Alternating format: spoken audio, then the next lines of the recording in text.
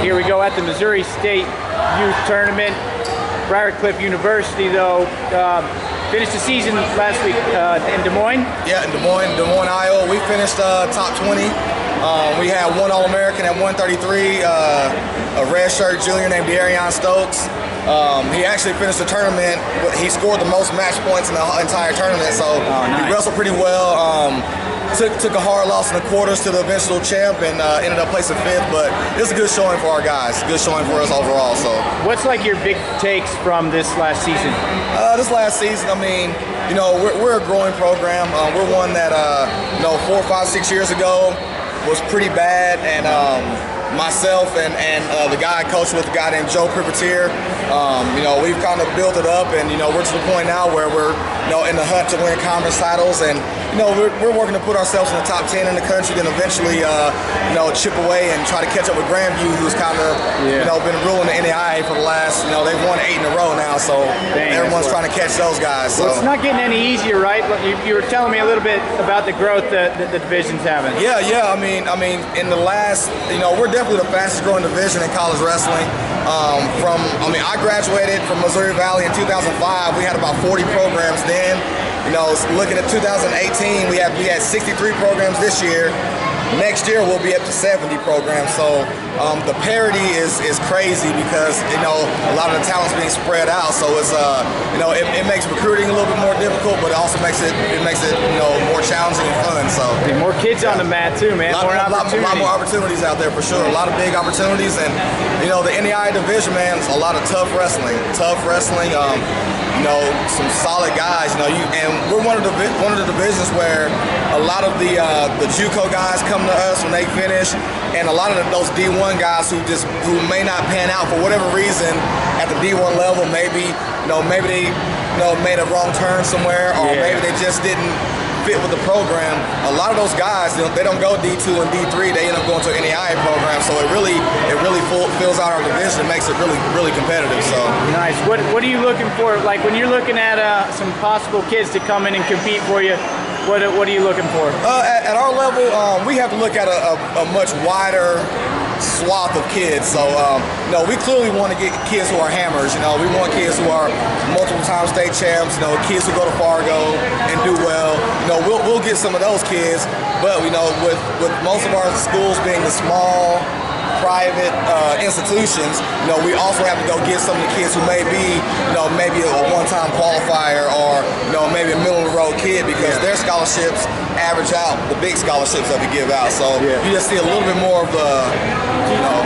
When you're looking at kids like that, have you been able to identify, like, all right, maybe that kid's not the blue chip, but I can tell that he can learn, or like for sure, definitely. You know, a lot of those kids, you know, we're either looking for a kid that may be a diamond in the rough, or a kid that maybe has like really good grades, and we know he's going to help carry our team's GPA and stuff like that. But I'll give you an example. We have a kid named Isaiah Lysius. He's a 2-time national qualifier for us. You know, wrestles 133. He was never a state qualifier in the state of Florida. Really? And I mean, this past year he beat 2 or 3 guys who are in Nebraska's room right now, D1 guys. Wow. I mean, he was ranked in the country all year in the NAIA. I mean, he's beat some.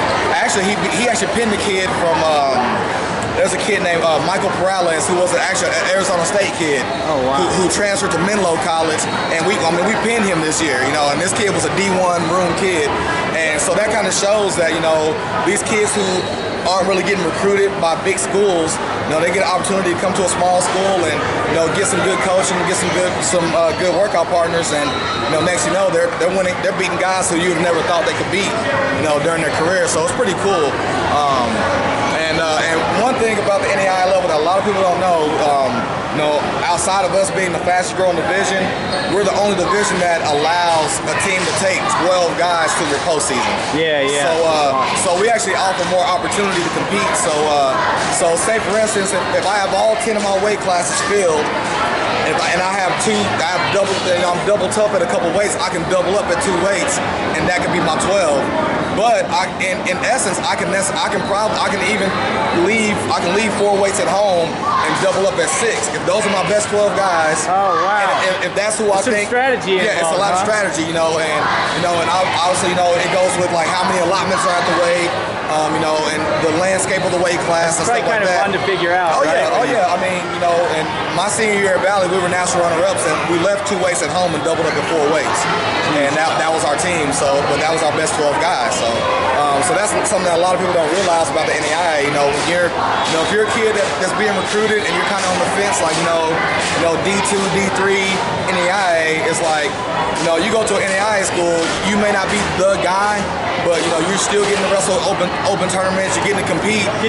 And if you have a good season, even though if you're not the starter, you're still in the conversation of being the 12, and you still may have an opportunity to go qualify for nationals and be an All-American, be a national champ. I bet that's kind of interesting too. Like, when a room can be a tricky thing sometimes when maybe a guy that you're competing against, it's scary, or you don't want to be friends. Instead, the dynamic could be like, dude, let's help each other. You push each other. And it's, I mean, during my career, my teammate, he and I both wrestled 157, and during our career, I mean, we always competed with each other, but we obviously raised each other's levels. So he was a 4-time All-American, I was a 2-time All-American, and we wrestled 2 national tournaments together, and we both All-American both times. That's cool. It's a pretty cool dynamic. Every now and then, you'll see teammates have to wrestle in the blood round, so that kind of sucks sometimes. But then again, every now and then you'll see teammates meet in the better national the blood finals round than not at all. Not at all, So and for a coach, it sucks for the coach, but it's also like, hey,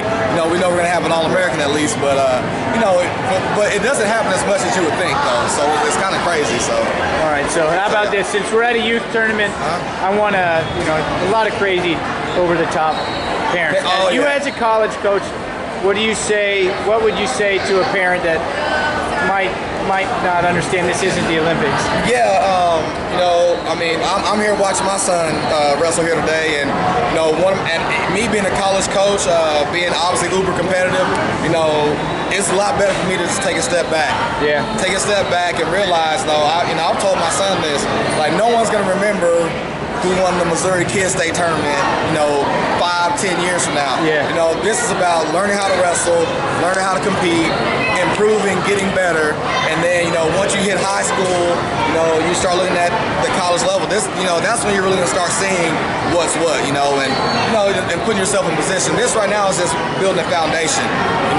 There are a lot of kids who were youth state champions who are nowhere to be found when they get to high school and college. And then on the flip side, you got kids who never did anything at this level, and they end up being the hammers. Superstar.